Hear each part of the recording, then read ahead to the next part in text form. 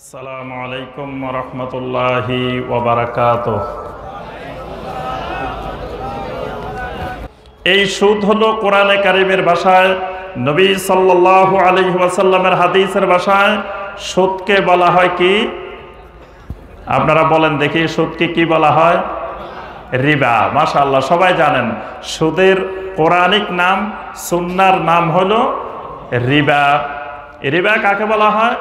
নবী সাল্লাল্লাহু আলাইহি ওয়াসাল্লাম রিবার সংজ্ঞাও দিয়েছেন।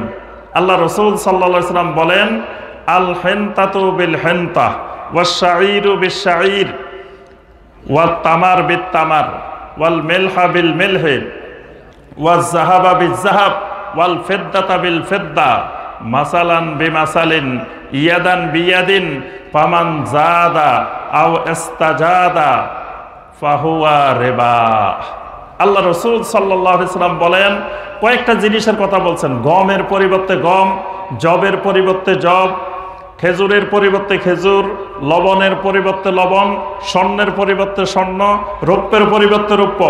এই বিনিময় করতে গিয়ে যেটুকু বাড়ানো হবে বা বাড়ানোর চেষ্টা করা হবে, এটার নাম হলো রিবা। মানে সমান একই পণ্যের বিনিময়, একই জিনিসের বিনিময়ের মধ্যে অতিরিক্ত যেই অংশটুকু হবে, এটার নামে হলো রিবা।